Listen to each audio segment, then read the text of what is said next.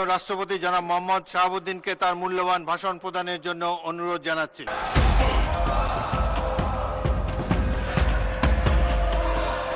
সংসদ অধিবেশনের প্রথম দিনেই এক নজিরবিহীন সিদ্ধান্তে বৈষম্য বিরোধী ছাত্র আন্দোলনের অন্যতম সমন্বয়ক হাসনাত আবদুল্লাহ এবং জামায়াতে ইসলামের বেশ কয়েকজন নেতার সংসদ সদস্য বা এমপি পদ বাতিল করা হয়েছে। আজ বিকেলে রাষ্ট্রপতির আদেশক্রমে সংসদ সচিবালয় থেকে এ সংক্রান্ত একটি প্রজ্ঞাপন জারি করা হয়। সংসদ ভবনে আজ নতুন মেয়াদের প্রথম অধিবেশন শুরু হওয়ার পরপরই এই ঘোষণা আসে। পদের যোগ্যতা ও নির্বাচনী আচরণবিধি সংক্রান্ত আইনি জটিলতার কারণে এই সিদ্ধান্ত নেওয়া হয়েছে বলে প্রাথমিক সূত্রে জানা গেছে। জামায়াতে ইসলামী দলটির গুরুত্বপূর্ণ 4 জন নেতার এমপি পদ বাতিলের ঘোষণা দেওয়া হয়েছে, যাদের নাম যাচাইধীন। হাসনাত আবদুল্লাহ ছাত্র আন্দোলনের পর বিশেষ ব্যবস্থায় নির্বাচিত বা মনোনীত হিসেবে আলোচিত ছিলেন। এই ঘোষণার পর সংসদ ভবনের ভেতরে ও বাইরে মিশ্র প্রতিক্রিয়া দেখা গেছে। জামায়াতে ইসলামীর পক্ষ থেকে এই সিদ্ধান্তকে রাজনৈতিক উদ্দেশ্য প্রণোদিত বলে দাবি করা হয়েছে। অন্যদিকে হাসনাত আবদুল্লাহর অনুসারীরা তাৎক্ষণিক বিক্ষোভের ডাক দিয়েছেন। সামাজিক যোগাযোগ মাধ্যম এবং কিছু অখ্যাত পোর্টালে দাবি করা হচ্ছে যে সংসদ অধিবেশনের প্রথম দিনে রাষ্ট্রপতি হাসনাত আবদুল্লাহ এবং জামায়াতে ইসলামীর কয়েকজন নেতার এমপি পদ বাতিল করেছেন।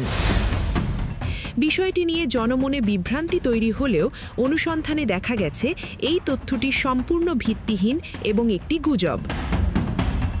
সংসদ অধিবেশনের শুরুতে এক নজিরবিহীন পরিস্থিতির সৃষ্টি হয়। রাষ্ট্রপতি যখন তার নির্ধারিত ভাষণ দেওয়ার জন্য ডায়াসে দাঁড়ান, ঠিক সেই মুহূর্তেই বিরোধী ও স্বতন্ত্র বেঞ্চের জামায়াতে ইসলামী এবং এনসিপি তীব্র প্রতিবাদ শুরু করেন। অধিবেশন শুরুর পর রাষ্ট্রপতি ভাষণ দেওয়ার জন্য প্রস্তুতি নিতেই জামায়াত ও এনসিপির সদস্যরা নিজ নিজ আসন থেকে দাঁড়িয়ে পড়েন। তারা বিভিন্ন দাবি সংবলিত প্ল্যাকার্ড হাতে নিয়ে ডায়াসের সামনে চলে আসেন এবং উচ্চস্বরে স্লোগান দিতে থাকেন। রাষ্ট্রপতির উপস্থিতির বিরোধিতা করে তারা সংসদ কক্ষের ভেতরেই বিক্ষোভ প্রদর্শন করেন। বিক্ষোভকারী সংসদ সদস্যদের হাতে থাকা প্ল্যাকার্ডে বিভিন্ন রাজনৈতিক ও প্রশাসনিক ইস্যুর প্রতিফলন দেখা গেছে। তাদের মূল আপত্তির জায়গাগুলো ছিল জামায়াত ও এনসিপি সদস্যরা রাষ্ট্রপতির ভাষণের শুরুতেই তার অবস্থানের বৈধতা বা নির্দিষ্ট কোনো প্রশাসনিক সিদ্ধান্তের প্রতিবাদে স্লোগান দেন। স্লোগান ও হট্টগোলের কারণে সংসদের স্বাভাবিক কার্যক্রমে বিঘ্ন ঘটে। স্পিকার বারবার সদস্যদের শান্ত হওয়ার এবং নিজ নিজ আসনে ফিরে যাওয়ার অনুরোধ জানালেও বিক্ষোভকারীরা তাদের প্রতিবাদ চালিয়ে যান। এই উত্তপ্ত পরিস্থিতির মধ্যেই রাষ্ট্রপতি তার ভাষণের কিছু অংশ পাঠ করার চেষ্টা করেন, তবে হট্টগোলের কারণে তা বারবার বাধাগ্রস্ত হয়। রাজনৈতিক বিশ্লেষকদের মতে রাষ্ট্রপতির ভাষণের সময় এ ধরনের সরাসরি বিরোধিতা সংসদীয় ইতিহাসে এক বিশেষ সংঘাতপূর্ণ পরিস্থিতির ইঙ্গিত দিচ্ছে।